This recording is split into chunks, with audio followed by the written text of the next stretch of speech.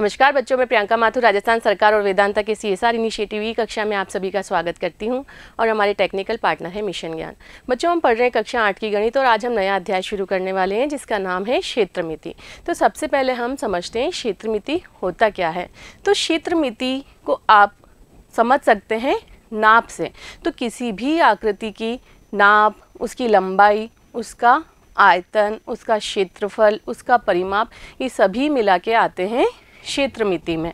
तो इससे पिछली कक्षा 7 में आप एक अध्याय पूरा क्षेत्रफल और परिमाप से रिलेटेड कर चुके हैं। तो सबसे पहले हम समझते हैं परिमाप क्या होता है।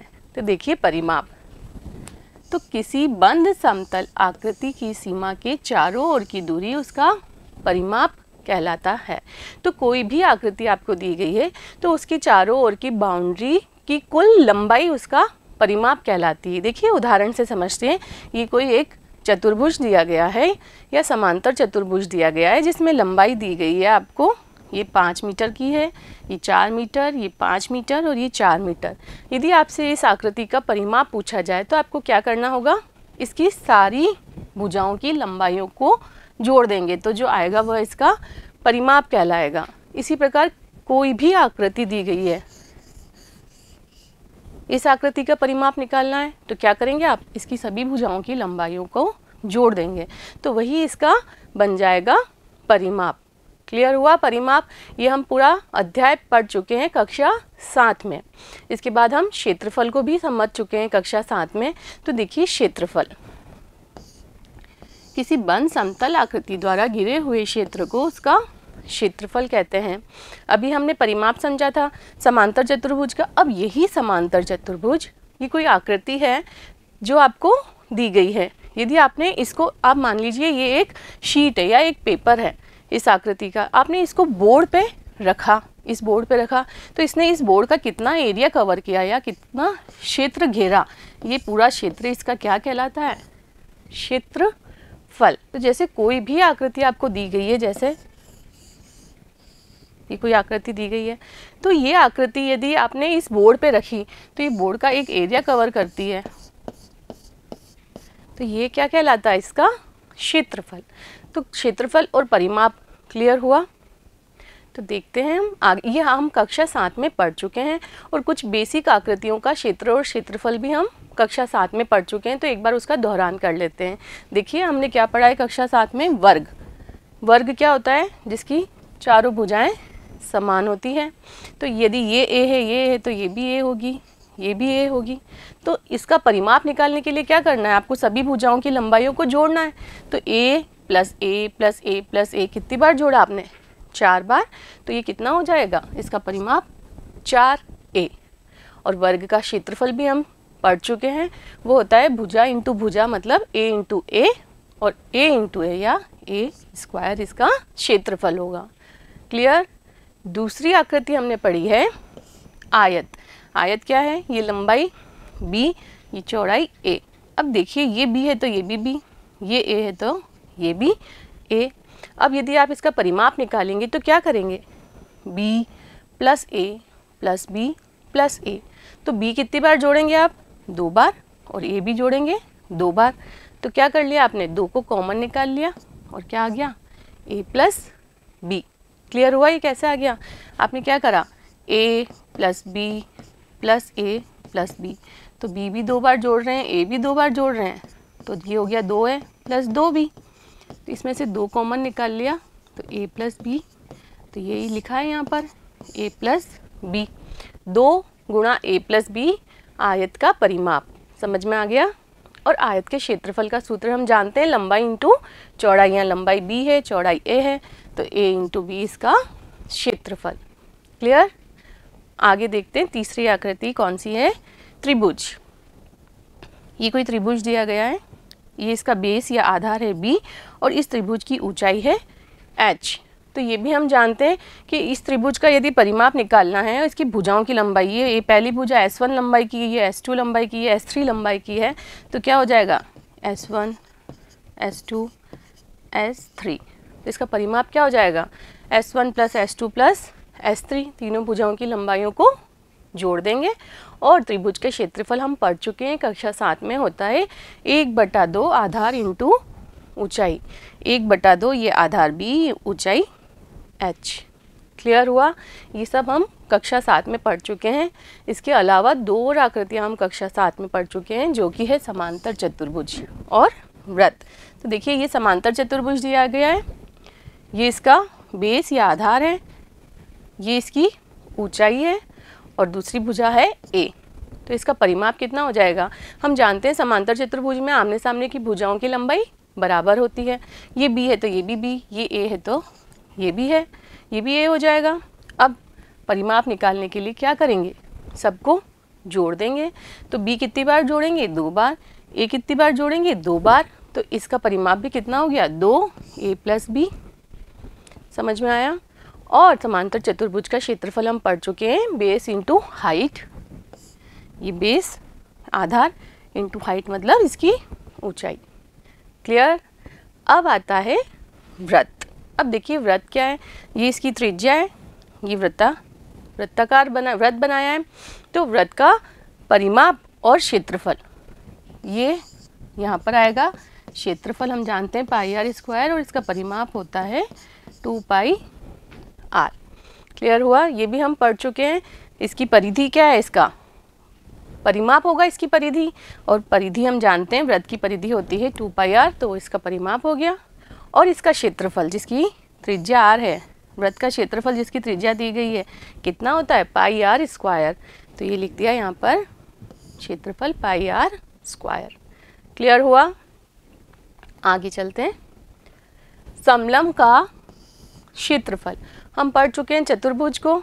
तो समलंब कौन सा चतुर्भुज होता है? जिसमें 2 भुजाओं का एक युग्म या आमने सामने की 2 भुजाएं समांतर होती हैं।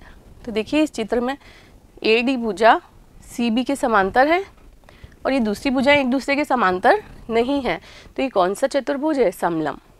अब आपको कोई समलंब दिया गया है और इसका क्षेत्रफल पूछा है, तो क्या करेंगे? देखिए इस भुजा से यहाँ पर लंब खींच दिया, तो ये आपको दी रखी है इसकी हाइट या इस समलंब की ऊंचाई h। ये h है तो ये भी h हो गया। अब ये देखिए कि इस भुजा को खींचने पर ये आकृति 2 भागों में बट गई, एक ये वाला भाग और एक नीचे वाला भाग। तो ये वाला भाग कौन सी आकृति का है? त्रिभुजाकार। और नीचे कौन सी आकृति का बन गया? आयताकार। क्लियर? तो त्रिभुज का क्षेत्रफल क्या होता है? हम जानते हैं ये त्रिभुज बना 1/2 आधार इंटू ऊंचाई। तो 1/2 आधार कितना है इसका? ये आधार देखिए यहाँ पर C लिखा है, तो ये आधार C, ऊंचाई इस त्रिभुज की कितनी है? h। तो इस त्रिभुज का क्षेत्रफल निकाल दिया 1/2 आधार इंटू ऊंचाई से, तो 1/2 C इंटू h आ गया। अब नीचे क्या बना है? देखिए ये कौन सी आकृति है? आयत। आयत का क्षेत्रफल भी हम जानते हैं क्या होता है? लंबाई इंटू चौड़ाई। तो इसकी लंबाई कितनी है? ये a और इसकी चौड़ाई दी रखी है h। तो a इंटू h इसका क्षेत्रफल हो जाएगा। तो देखिए आयत ABED का क्षेत्रफल कितना हो गया? a into h। अब इस पूरे समलंब का क्षेत्रफल निकालना है, तो क्या करेंगे? इस क्षेत्रफल में ये वाला क्षेत्रफल जोड़ देंगे। तो देखिए क्या आ गया? आयत ABED का क्षेत्रफल a इंटू h, इसलिए समलंब ABCD का क्षेत्रफल आ गया त्रिभुज ECD का क्षेत्रफल प्लस आयत ABED का क्षेत्रफल। और त्रिभुज ECD का क्षेत्रफल अभी हमने निकाला 1/2 इंटू C इंटू h, और आयत का क्षेत्रफल a इंटू h ये निकाला। इन दोनों को करना है आपको ऐड या जोड़ना है। तो देखिए कुछ कॉमन आ रहा है, यहाँ h है, यहाँ भी h है, तो ये h निकल गया कॉमन। यहाँ क्या बच गया? 1/2 C या C/2 लिख सकते हैं, ये लिख दिया C/2 प्लस यहाँ क्या बचा है? a बच गया। अब जोड़ना है तो आप एलसीएम लेंगे, 2 एलसीएम आ जाएगा। देखिए यहाँ पर क्या हो जाएगा? h, 2 एलसीएम लिया तो कितना आ गया? C plus 2a। यहाँ कुछ नहीं है मतलब बटा 1, तो 2 में 1 का भाग लगाएंगे आएगा 2, 2 गुणा a, 2a हो गया। अब इस 2a को क्या लिख सकते हैं आप? a plus a। 2a क्या है? a plus a। तो अब देखिए c प्लस a, चित्र से देखते हैं c प्लस a क्या हो जाएगा? ये c इतना, ये प्लस a इतना, ये पूरा क्या बन गया? c प्लस a b के बराबर आ गया। तो क्या लिख सकते हैं आप, सी प्लस ए की जगह बी लिख दिया और ये ए बचा है तो बी प्लस ए बटा 2। अब चित्र से देखिए बी क्या है और ए क्या है, ये बी पूरी भुजा है और ये ए दूसरी भुजा है। तो समलंब में क्या होती है, आमने सामने की दो भुजाएं समांतर होती है, तो ये समांतर भुजाओं की लंबाई तो है ए और बी। तो समलंब का क्षेत्रफल क्या निकला, h इंटू बी प्लस ए बटा 2। h क्या है, समलंब की ऊंचाई। तो इस सूत्र क्या बन गया, समलंब का क्षेत्रफल बराबर ऊंचाई गुणा समांतर भुजाओं का योग बटा 2। क्लियर हुआ, ये क्या आया सूत्र, तो ये आपको याद रखना है। समलंब का क्षेत्रफल होता है ऊंचाई गुणा समांतर भुजाओं का योग बटा 2। चलते हैं अगले टॉपिक पे, सामान्य चतुर्भुज का क्षेत्रफल। अब आपको ये कोई चतुर्भुज दिया गया है और पूछा है कि इसका क्षेत्रफल बताइए। ये यहाँ पर दिख रहा है आपको कि ये समांतर चतुर्भुज है। यदि ये समांतर चतुर्भुज का क्षेत्रफल तो हम पढ़ चुके हैं, वो होता है b इंटू एच या उसका आधार इंटू ऊंचाई। अब ये कोई समांतर चतुर्भुज नहीं देके कोई भी चतुर्भुज दिया है, तो आप उसका क्षेत्रफल कैसे ज्ञात करेंगे, तो देखते हैं। आपने इसका एक विकर्ण खींच दिया AC। अब इस विकर्ण को खींचने पर ये समांतर या ये चतुर्भुज कितने भागों में बट गया, ये पहला भाग और ये दूसरा भाग। तो पहला भाग की आकृति कैसी आई, त्रिभुज। दूसरे भाग की आकृति भी कैसी आई, त्रिभुज। अब यदि आप इन दोनों त्रिभुजों का अलग अलग क्षेत्रफल निकालें और उनको जोड़ दें तो क्या आ जाएगा, ये दिए गए चतुर्भुज का क्षेत्रफल आ जाएगा। और त्रिभुज का क्षेत्रफल निकालना तो हम जानते हैं क्या होता है, 1/2 आधार इंटू ऊंचाई। तो देखिए ये चतुर्भुज पहला ABC, तो त्रिभुज ABC का क्षेत्रफल, चतुर्भुज ABCD का क्षेत्रफल क्या हो गया, त्रिभुज ABC का क्षेत्रफल प्लस त्रिभुज ADC का क्षेत्रफल।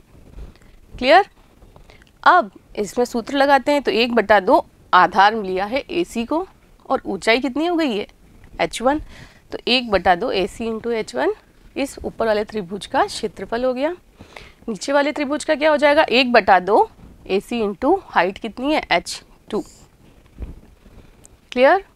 इन दोनों में देखिए क्या कॉमन है, यहाँ 1/2 AC है, यहाँ भी 1/2 AC है, तो ये कॉमन ले लेते हैं। 1/2 into AC h1 plus h2। Clear.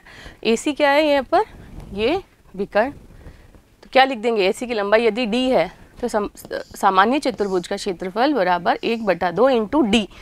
AC की लंबाई d से प्रदर्शित कर रहे हैं, d h1 प्लस h2। तो d क्या है, AC की लंबाई।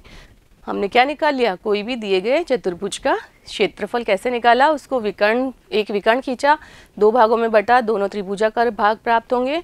त्रिभुज का क्षेत्रफल निकालना हम जानते हैं और उन दोनों को जोड़ देंगे। क्लियर। चलते हैं अगले टॉपिक पे, समचतुर्भुज का क्षेत्रफल। हम ये पढ़ चुके हैं समचतुर्भुज क्या है।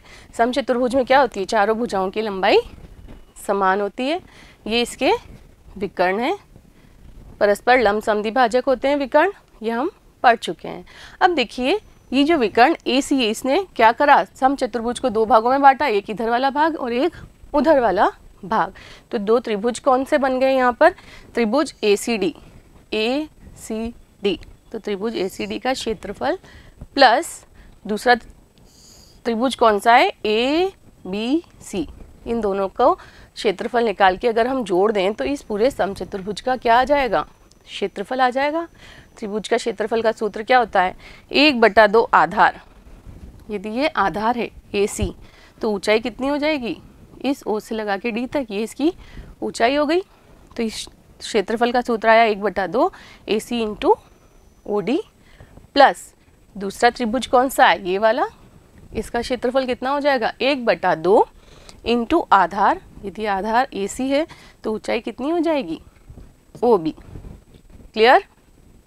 अब देखिए इन दोनों में क्या कॉमन है, 1/2 AC यहाँ भी है, 1/2 AC यहाँ भी है। क्लियर।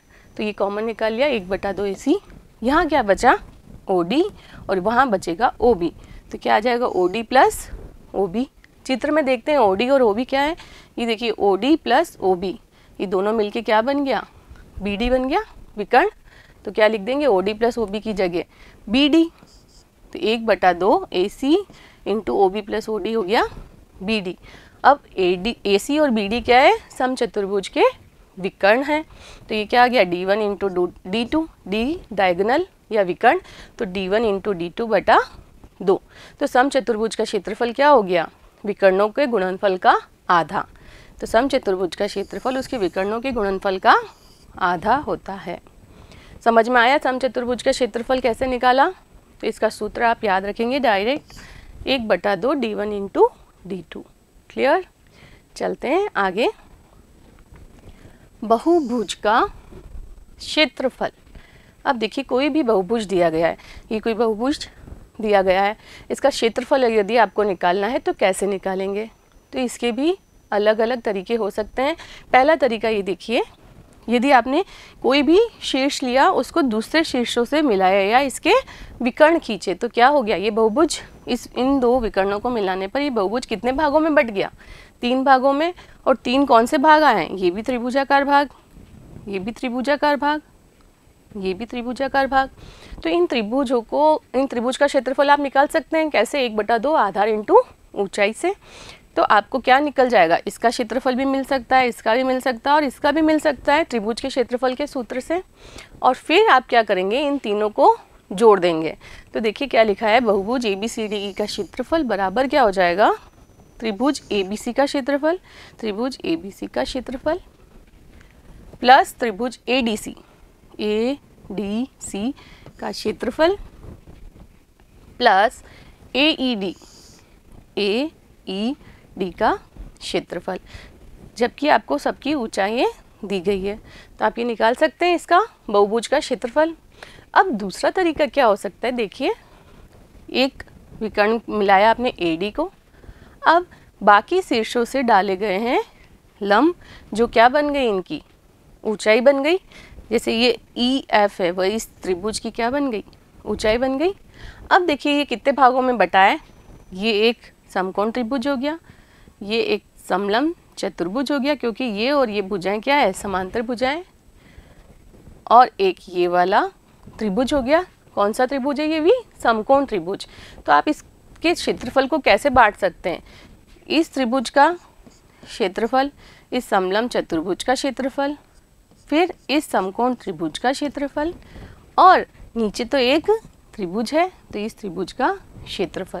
4, ये देखिए 1, ये 2, ये 3 और ये 4 भाग बन गए। चारों भाग कौन से हैं ये आप समझ चुके हैं, ये त्रिभुज है, ये त्रिभुज है, ये त्रिभुज है और ये समलंब चतुर्भुज है, जिनके सूत्र आपको आते हैं क्षेत्रफल के। तो क्या हो जाएगा, समकोण त्रिभुज AFV का क्षेत्रफल, AFV का क्षेत्रफल प्लस समलंब BFGC का क्षेत्रफल, BFGC का क्षेत्रफल प्लस समकोण त्रिभुज CGD का क्षेत्रफल, और लास्ट में कौन सा है, त्रिभुज AED का क्षेत्रफल निकाल के अगर आप जोड़ देंगे तो हमें क्या मिल जाएगा, इस बहुभुज का क्षेत्रफल। क्लियर हुआ? अब यहाँ एक चीज़ और समझते हैं हम। देखिए हमने अभी पढ़ा, कोई भी आकृति दी गई है उसका परिमाप क्या होता है, इसकी सभी भुजाओं की लंबाइयों का योग। भुजाओं की लंबाई यदि ये 2 है, ये 3 है, ये 4 है, ये 5 है, कुछ भी एग्जाम्पल ले रहे हैं तो ये कितना आ जाएगा, 2 + 3 + 4 + 5, ये सब क्या है, यदि मीटर में दिया गया है तो परिमाप कितना हो जाएगा, 5 और 4 9, 9 और 3 12, 12 और 2 14, तो 14 इकाई क्या आई परिमाप की, मीटर आई। इसी प्रकार यदि आपको कोई आयत दिया गया है तो आप इसका क्षेत्रफल निकालेंगे लंबाई गुणा चौड़ाई। तो लंबाई भी मीटर में है, जैसे मान लिया 7 मीटर और चौड़ाई है 5 मीटर, तो इसका क्षेत्रफल निकालेंगे तो 5 7 35। अब मीटर गुणा मीटर, 2 बार मीटर का गुणा हो रहा है तो इसकी इकाई क्या आएगी, मीटर स्क्वायर। क्लियर? तो आपको ये ध्यान रखना है कि परिमाप की इकाई तो आएगी मीटर में, या सेंटीमीटर दिया है तो सेंटीमीटर में, और क्षेत्रफल की इकाई आएगी वर्ग इकाई, या वर्ग इकाई मतलब मीटर दिया है तो मीटर स्क्वायर, सेंटीमीटर दिया है तो सेंटीमीटर स्क्वायर में आएगी, या मीटर दिया है तो मीटर स्क्वायर में। क्लियर हुआ क्यों आएगी? यहाँ लंबाई का 2 बार गुणा होता है और यहाँ पर सिर्फ लंबाइयों को जोड़ा जाता है। क्लियर? चलते हैं अगले टॉपिक पे। अगला टॉपिक है ठोस आकार। अब देखिए ठोस आकार क्या होते हैं। तो अभी हमने जो आकार पढ़े थे, वर्ग, आयत, वृत्त, समांतर चतुर्भुज, त्रिभुज, ये सब थे द्विविमीय आकृतियाँ। द्विविमीय आकृति मतलब ये जैसे कोई समतल दिया गया है, ये आप बोर्ड ही मान लें, इस बोर्ड पे हमने कोई आकृति बना दी तो क्या हो रहा है, ये बोर्ड का एक एरिया कवर कर रही है जो इसका क्षेत्रफल कहलाता है, ये हमने पढ़ा। अब यदि ये आकृतियाँ उठी हुई हो, उठी हुई जैसे आपके पास कोई मान लीजिए बॉक्स है, तो बॉक्स क्या होता है, स्पेस का एक भाग कवर करता है, समझ में आ रहा है। त्रिविमीय आकृतियाँ क्या होती है, ये तो है द्विविमीय आकृतियाँ जो सिर्फ समतल में स्थित होती है, उठी भी नहीं होती है। यदि ये कोई चौक का डिब्बा मान लीजिए, ये चौक का डिब्बा है तो वो क्या है, त्रिविमीय आकृति है क्योंकि वो उठी भी होती है, उसकी कोई हाइट भी होती है, तो वो क्या करती है, स्पेस में एक एरिया कवर करती है स्पेस का।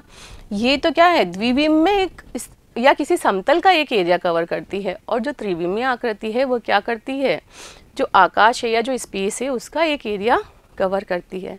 तो आपको द्विविमीय और त्रिविमीय आकृतियों में अंतर समझ में आया। तो ठोस आकृतियाँ क्या होती है, त्रिविमीय आकृतियाँ ठोस आकृतियाँ कहलाती है। तो देखिए इनकी क्या होती है, एक ऊंचाई भी होती है। अब ये जैसे कोई भी ठोस आकृति है तो इसके जो फलक होंगे या इसके जो पृष्ठ होंगे वो कौन सी आकृति में होंगे, वो तो होंगे द्विविमीय आकृतियाँ। जैसे ये इसका नीचे का पृष्ठ है तो ये कौन सी आकृति है, यदि ये सब ए है, ए, इसका मतलब सारी भुजाएं बराबर है, तो इसके नीचे जो ये पृष्ठ है वो कौन सी आकृति का हो गया, वर्गाकार। क्लियर। तो यहाँ लिखा है त्रिविमीय आकार ठोस आकार कहलाते हैं। द्विविमीय आकृतियों को त्रिविम आकारों के फलकों के रूप में पहचाना जाता है। तो जैसे ये एक त्रिविमीय आकृति है, इसके फलक होंगे द्विविमीय आकृतियाँ। देखिए ये तो हमने मान लिया कोई घन है, तो घन का पृष्ठ या प्रत्येक पृष्ठ होते हैं वर्ग की आकृति के। यदि ये आकृति ऐसी होगी, इस तरह का अगर अपने पास कोई बॉक्स है तो इसके सभी पृष्ठ कौन सी आकृति के हो जाएंगे, आयताकार। तो यही यहाँ पर लिखा गया है कि त्रिविमीय आकार के पृष्ठ द्विविमीय आकार होते हैं। ये त्रिविमीय आकार है, इसके पृष्ठ कैसे हैं, या तो वर्ग है या मान अभी जैसे हमने घनाभ देखा तो इसका पृष्ठ कौन सी आकृति का है, आयत। तो द्विविमीय आकृति के हैं इनके पृष्ठ। ये समझ में आया। तो द्विविमीय और त्रिविमीय आकृतियाँ समझ में आ गई, ठोस आकृतियाँ समझ में आ गई। अब हम ठोस, तीन तरह के ठोस यहाँ हम पढ़ेंगे, तो एक एक करके हम डिस्कस करते हैं। पहला ठोस जो हम पढ़ने वाले हैं वह है घनाभ। क्लियर। ये घनाभ आकृति आप जानते हैं, जैसे आपका ड्राइंग बॉक्स है तो वह घनाभ की आकृति का है। अब देखिए इसमें क्या क्या दिया गया है। ये घनाभ की लंबाई हो गई, ये घनाभ की चौड़ाई, और ये घनाभ की ऊंचाई हो गई। क्लियर। इसका आपको कुल पृष्ठीय क्षेत्रफल निकालना है। कुल पृष्ठीय क्षेत्रफल मतलब जैसे आपका बॉक्स है तो एक इसमें तल होता है, एक इसका ऊपरी भाग होगा, एक ये साइड के होंगे, और ये पीछे के दो पृष्ठ होंगे। तो इसमें कुल कितने पृष्ठ हो गए, 6 पृष्ठ हुए। तो पूरे 6 पृष्ठों का क्षेत्रफल निकाल के यदि आप जोड़ दें तो क्या मिल जाएगा, इस घनाभ का कुल पृष्ठीय क्षेत्रफल। जो द्विविमीय आकृति होती है उसमें तो सिर्फ एक ही आकृति होती है, जैसे ये है, तो इसके द्वारा जो घेरा गया क्षेत्र है वह इसका क्षेत्रफल कहलाता है।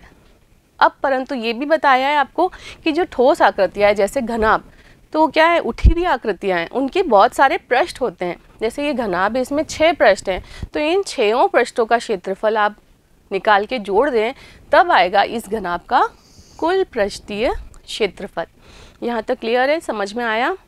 तो चलते हैं आगे। अब देखिए ये जो नीचे वाला पृष्ठ है कौन सी आकृति का दिख रहा है, आयत। तो आयत का क्षेत्रफल क्या होता है, लंबाई इंटू चौड़ाई। तो लंबाई यहाँ दी गई है L और चौड़ाई दी गई है B, और ऐसा का ऐसा पृष्ठ ऊपर भी है। तो यहाँ देखिए L इंटू B नीचे के पृष्ठ का क्षेत्रफल, और ऊपर के पृष्ठ का क्षेत्रफल भी, ये भी क्या है L और ये भी B है, तो ऊपर के पृष्ठ का क्षेत्रफल भी क्या हो गया, L इंटू B। अब देखते हैं हम साइड वाले पृष्ठ। ये समझ में आ गए ऊपर नीचे का। अब साइड में देखिए ये H है और ये B है, तो इसका क्षेत्रफल क्या हो गया, इस वाले का, इसका हो गया b इंटू एच, और ऐसा का ऐसा पृष्ठ इसके सामने भी है, तो कितनी बार लिखेंगे b इंटू एच, 2 बार, ऐसे 2 पृष्ठ हैं। अब देखिए सामने ये जो फ्रंट में दिख रहा है, ये आगे की तरफ, ये क्या है L और ये है H, तो इसका क्या हो जाएगा, इसका एरिया कितना हो जाएगा, जो आगे पृष्ठ है L इंटू एच, और ऐसा का ऐसा ये पीछे वाला भी पृष्ठ है, ये वाला,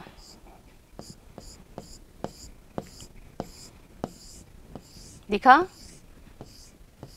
तो इसका एरिया कितना हो जाएगा L इंटू एच, आगे और पीछे का, तो कितने पृष्ठ हो गए L इंटू एच वाले, 2, तो 2 बार जोड़ दिया L इंटू एच।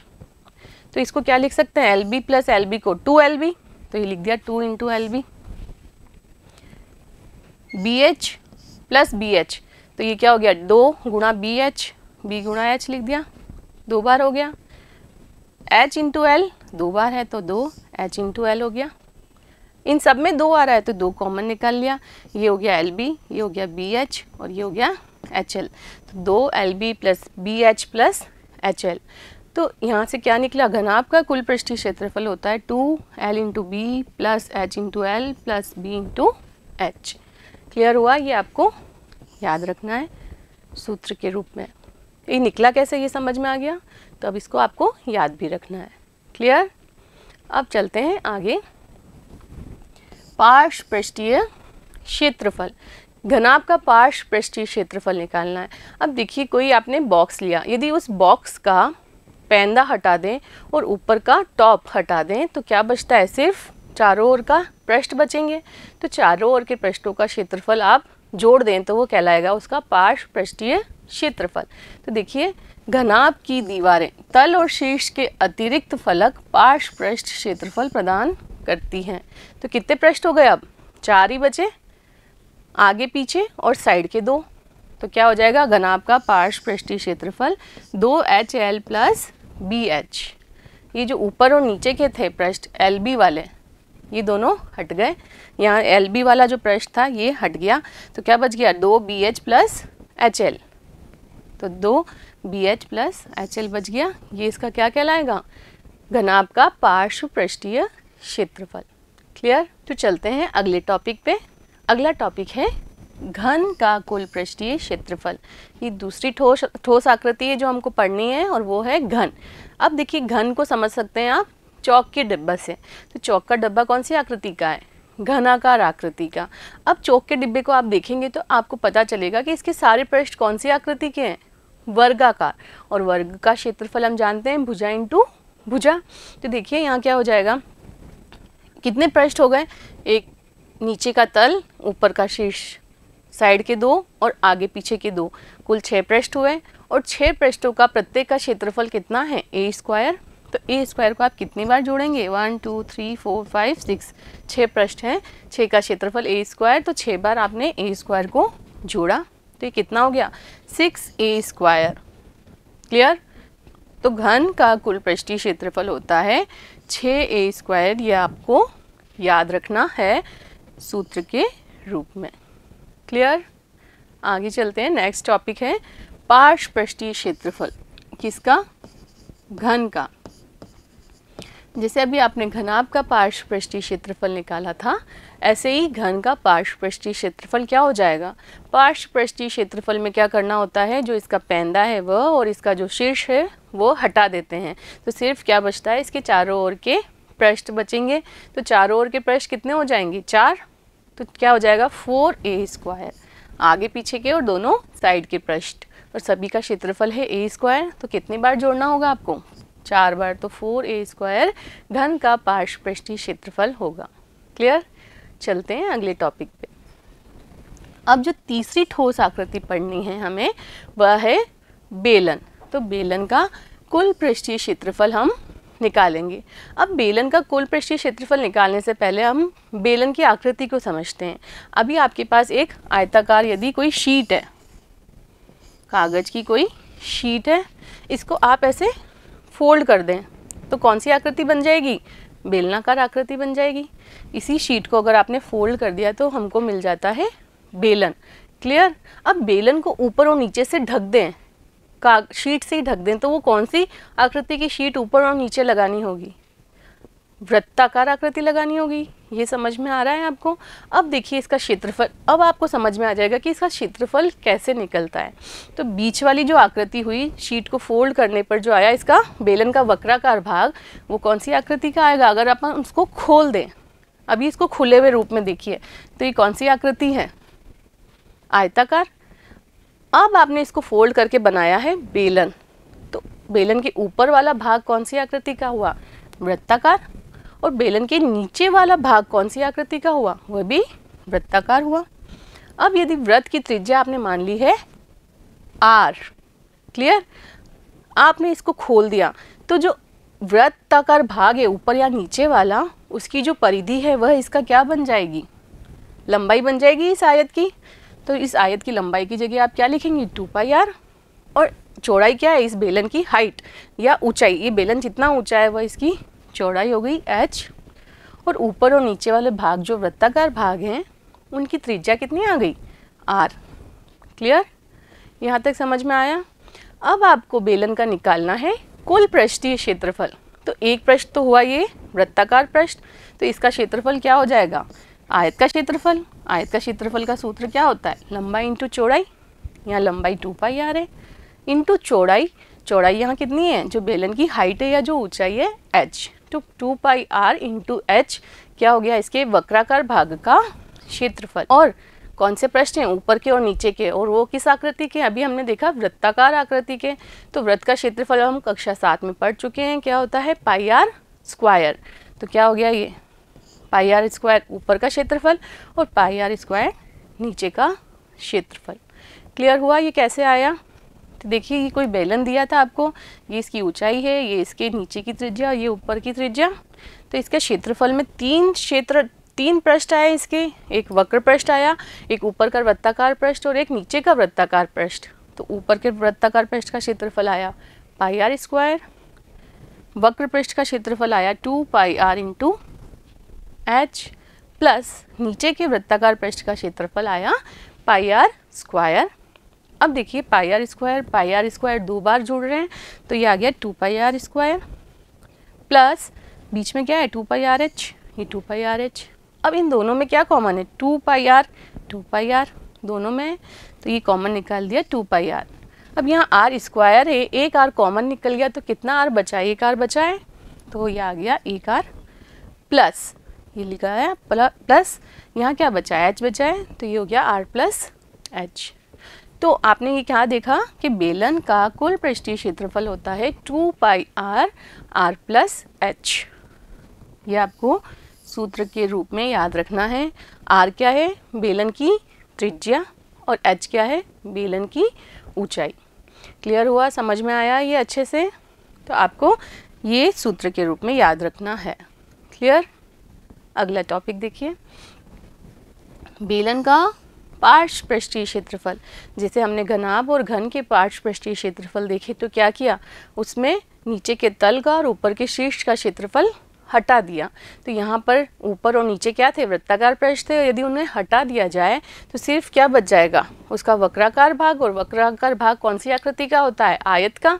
और आयत का क्षेत्रफल हम जानते हैं, लंबाई इंटू चौड़ाई। लंबाई है 2πr इंटू चौड़ाई उसकी ऊंचाई के बराबर है, तो 2πr इंटू h इसके पार्श्व पृष्ठीय क्षेत्रफल कहलाएगा। और यदि आपसे पूछा जाए बेलन के वक्र पृष्ठ का क्षेत्रफल बताइए, तो भी क्या होगा? 2πrh। क्लियर है? समझ में आया?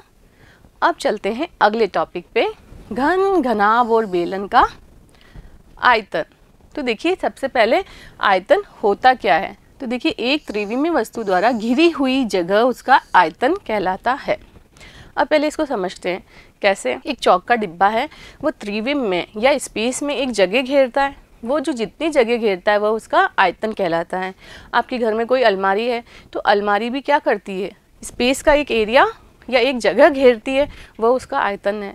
आपका ये रूम है, तो रूम भी क्या है? स्पेस में एक जगह घेरे हुए है, तो वह उसका आयतन है। तो आपको क्या करना है? ठोस आकृतियाँ जो हमने पढ़ी है, घन, घनाभ और बेलन, इनका आयतन के सूत्र निकालने हैं। तो देखिए सबसे पहले हम निकाल रहे हैं घनाभ का आयतन। ये कोई घनाभ लिया तो घनाभ में क्या है, जो इसका आधार है वो कौन सी आकृति का है, आयत है। अब उसका जो वक्र पृष्ठ है वह नीचे वाले आधार पर क्या है, लंबवत खड़ा है। तो ऐसी आकृतियों का या ऐसे आकारों का जो आयतन होता है वह होता है आधार का क्षेत्रफल इंटू ऊंचाई। अब आधार कौन सी आकृति का है, इसका आयत, और आयत का क्षेत्रफल क्या होता है, लंबाई इंटू चौड़ाई। तो ये हो गया लंबाई इंटू चौड़ाई, आधार का क्षेत्रफल इंटू ऊंचाई। तो घनाभ का आयतन का सूत्र क्या बन गया, लंबाई इंटू चौड़ाई इंटू ऊंचाई। क्लियर। तो ये आपको याद रखना है, घनाभ का आयतन होता है लंबाई इंटू चौड़ाई इंटू ऊंचाई। दूसरा है घन का आयतन। घन के आयतन में भी क्या है, आधार कौन सी आकृति का हो गया, उसका वर्ग, और ऊपर क्या है, उसके ऊपर ऊंचाई यदि दी गई है तो ऊंचाई भी क्या होगी, ए ही है। तो इसमें भी क्या करोगे आप, ये बनाया घन, तो घन में भी क्या होता है, जो आधार है उसके ऊपर जो इसका वक्र पृष्ठ है वह लंबवत खड़ा है। तो इसका क्षेत्रफल भी क्या होगा, आधार का क्षेत्रफल इंटू इसका आयतन भी क्या होगा, आधार का क्षेत्रफल इंटू ऊंचाई। अब आधार का क्षेत्रफल क्या है, यदि ये ए है, ये ए है, तो ए स्क्वायर हो गया, तो भुजा स्क्वायर इंटू ऊंचाई भी क्या है, सब समान है, इंटू भुजा, तो क्या हो गया, भुजा क्यूब। तो घन का आयतन का सूत्र होता है भुजा क्यूब, ये आपको याद रखना है। क्लियर। अब सेम इसी तरह बेलन, बेलन में भी क्या होता है, जो वक्र पृष्ठ है वह आधार पर लंबवत खड़ा होता है। तो इसका क्षेत्रफल भी क्या हो जाएगा, आधार का क्षेत्रफल इंटू ऊंचाई। आधार का क्षेत्रफल, आधार कैसा है, वृत्ताकार भाग है, तो पाई आर स्क्वायर आधार का क्षेत्रफल इंटू ऊंचाई। ऊंचाई कितनी है इसकी, h, तो ये आ गया पाई आर स्क्वायर h। क्या हो गया इसका, बेलन के आयतन का सूत्र। क्लियर हुआ। अब यहाँ एक और चीज़ समझते हैं, यहाँ से देख लीजिए, घनाभ का आयतन हमने क्या निकाला, सूत्र लंबाई इंटू चौड़ाई इंटू ऊंचाई, यही निकाला। लंबाई दी है यदि 5 मीटर, चौड़ाई दी है 2 मीटर और ऊंचाई दी है 1 मीटर। तो इसका आयतन कितना हो गया, 5 दूनी 10, मीटर कितनी बार गुणा हो रहा है, 3 बार। तो इसका जो इकाई आएगी वह क्या आएगी, मीटर क्यूब। क्लियर। अभी हमने देखा था परिमाप की इकाई थी मीटर और क्षेत्रफल की इकाई थी वर्ग इकाई या मीटर स्क्वायर, सेंटीमीटर स्क्वायर। उसी तरह आयतन की इकाई में आप क्या लिखेंगे, मीटर है तो मीटर क्यूब, सेंटीमीटर में दी गई ये लंबाई है तो क्या हो जाएगी, सेंटीमीटर क्यूब या घन इकाई। क्लियर, समझ में आया। चलते हैं अगले टॉपिक पे, आयतन और धारिता। अब देखिए, कोई भी आपके पास, जैसे आपने एक बॉक्स लिया, घनाभाकार बॉक्स, अंदर से खोखला है वह, तो क्या हुआ, उसने स्पेस का एक भाग कवर किया, वही उसका क्या कहलाया, आयतन। ये भी हमने समझ लिया है। अब यदि इस खोखले डब्बे को पानी से या किसी भी तरल पदार्थ से भरना है, फुल भरना है, तो ये कितना तरल पदार्थ उसके अंदर मैक्सिमम भरा जा सकता है, वह कहलाती है उसकी धारिता। क्लियर। तो धारिता और आयतन समझ में आया। आयतन क्या होता है, जो स्पेस का जितना भाग उसने घेर रखा है वह कहलाता है उसका आयतन, और जितना मैक्सिमम तरल पदार्थ उसके अंदर भरा जा सकता है वह कहलाती है उसकी धारिता। क्लियर हुआ यहाँ तक। तो देखिए क्या लिखा है, किसी वस्तु द्वारा घिरी हुई जगह की मात्रा उसका आयतन कहलाती है। किसी बर्तन में भरी गई वस्तु की मात्रा उसकी क्या कहलाती है, धारिता कहलाती है। जितना आयतन बढ़ता जाएगा धारिता भी क्या होती जाएगी, बढ़ती जाएगी। ये समझ में आ रहा है, ये समानुपाती हो गए, आयतन बढ़ा तो धारिता भी बढ़ जाएगी। तो आप क्या कर सकते हैं, ये देखिए, आप जानते हैं जैसे आप दूध लेने जाते हैं तो आप उसको क्या बोलते हैं, 1 लीटर दूध दे दो। क्लियर है ना, लीटर में नापते हैं तरल पदार्थों को। तो देखिए 1 ml बराबर है 1 सेंटीमीटर क्यूब में। यदि आपके पास 1 सेंटीमीटर क्यूब कोई, इसकी सारी भुजाएं घन है कोई जिसकी सारी भुजाएं 1 सेंटीमीटर है, तो इसका आयतन कितना हो जाएगा, 1 सेंटीमीटर क्यूब हो जाएगा। तो इसके अंदर कितना तरल पदार्थ आएगा, मैक्सिमम 1 ml। क्लियर है। तो आप क्या कर सकते हैं, 1 सेंटीमीटर क्यूब को लिख सकते हैं 1 ml के बराबर। क्लियर हुआ। तो आपने ये ml और सेंटीमीटर क्यूब को बराबर में कैसे लिख दिया, तो क्या हुआ, जैसे आपने 1 ml दूध ले लिया, वो इसके अंदर भरा, तो दूध की आकृति भी क्या हो जाएगी, इसके इस वाले में डाला आपने, यदि घन में डाला है तो घन की आकृति ले लेगा, घनाभ में डाला है तो घनाभ की आकृति ले लेगा। और पूरा जो स्पेस था वो इसने भी कवर किया, दूध डाला है तो दूध ने पूरा स्पेस कवर कर लिया इस बॉक्स के अंदर का। तो बॉक्स के अंदर का स्पेस क्या था, वो उसका आयतन ही तो था। तो आप क्या लिख सकते हैं, आयतन और ml को आपने बराबर कर दिया। आप पढ़ चुके हैं कि आप आयतन की इकाई को आयतन की इकाई के बराबर ही तो रख सकते हैं। आप ये थोड़ी लिख सकते हैं 1 मीटर बराबर 1 सेंटीमीटर क्यूब, ये तो लंबाई की इकाई है, ये आयतन की इकाई है। पर यहाँ पर हम क्या कर रहे हैं, जो लिक्विड है उसका ml बराबर कर रहे हैं इस आयतन के बराबर। तो ऐसा क्यों कर रहे हैं, क्योंकि ये जितना बॉक्स है उसी में आपने भरा है लिक्विड, तो लिक्विड ने क्या किया, उतने ही आयतन को कवर कर लिया। तो ये आया 1 सेंटीमीटर क्यूब बराबर 1 ml, ये आपको याद रखना है। अब 1 लीटर अगर लिक्विड है तो वो कितना आयतन कवर करेगा, 1000 सेंटीमीटर क्यूब। देखिए ये कैसे हुआ, 1 ml, इसके अंदर 1000 का गुणा कर दो तो कितना हो गया 1000 ml, इधर भी 1000 का गुणा करना पड़ेगा, तो ये हो गया 1000 सेंटीमीटर क्यूब। अब 1000 ml होता है 1 लीटर के बराबर, ये आप जानते हैं। तो क्या हो गया, 1 लीटर बराबर 1000 सेंटीमीटर क्यूब। ये भी समझ में आया कैसे लिखा, आपको ये याद रखना है, इसी से ये बन गया 1 ml बराबर 1 सेंटीमीटर क्यूब। दोनों तरफ 1000 का गुणा किया तो ये तो बन गया 1 लीटर, और पीछे आ गया 1000 सेंटीमीटर क्यूब। क्लियर। अब देखिए 1 मीटर क्यूब निकालना है, 1 मीटर क्यूब, इसका मतलब क्या, 1 metre into 1 metre into 1 metre, यही तो हुआ 1 मीटर क्यूब है। तो ये कितना हो जाएगा, 1 मीटर मतलब 100 सेंटीमीटर, 1 मीटर मतलब 100 सेंटीमीटर, 1 मीटर मतलब 100 सेंटीमीटर। देखिए कितने ज़ीरो हो गए, 2 2 4 2 6, तो 1 2 3 4 5 6 सेंटीमीटर क्यूब, ये हो गया। तो क्या लिखा है यहाँ पर, 1 मीटर क्यूब बराबर 1 2 3 4 5 6 सेंटीमीटर क्यूब, बराबर कितना हो जाएगा 1000 ml, 1000 लीटर। ये कैसे हुआ, देखिए आपने ये पढ़ लिया है। अब आपको क्या है, दोनों तरफ 1000 का गुणा कर दो तो ये कितना हो जाएगा 1000 L। यहाँ पर कितने ज़ीरो हो गए, 3 तो पहले ही थे, 3 और आ गए, सेंटीमीटर क्यूब। और ये हमने अभी देखा ये किसके बराबर है, 1 मीटर क्यूब के बराबर है। तो यहाँ क्या हो गया, 1 मीटर क्यूब बराबर 1 के बाद 60 सेंटीमीटर क्यूब बराबर 1000 लीटर। क्लियर हुआ। तो आपको ये चीज़ ध्यान रखनी है, इससे ये दोनों चीज़ निकल जाएगी। क्लियर हुआ, आयतन और धारिता समझ में आया। तो ये सारे टॉपिक आपको अच्छे से क्लियर हुए। क्या क्या पढ़ा हमने, पहले हमने पढ़े हैं परिमाप, फिर पढ़े हैं क्षेत्रफल, फिर पढ़े ठोस आकृतियाँ। ठोस आकृतियों में 3 आकृतियाँ पढ़ी हैं हमने, कौन कौन सी, घन, घनाभ और बेलन। इनके कुल पृष्ठीय क्षेत्रफल देखे, पार्श्व पृष्ठीय क्षेत्रफल देखे, इनके आयतन देखे और आयतन और धारिता को हमने समझाए। ये सब सारे टॉपिक क्लियर हुए।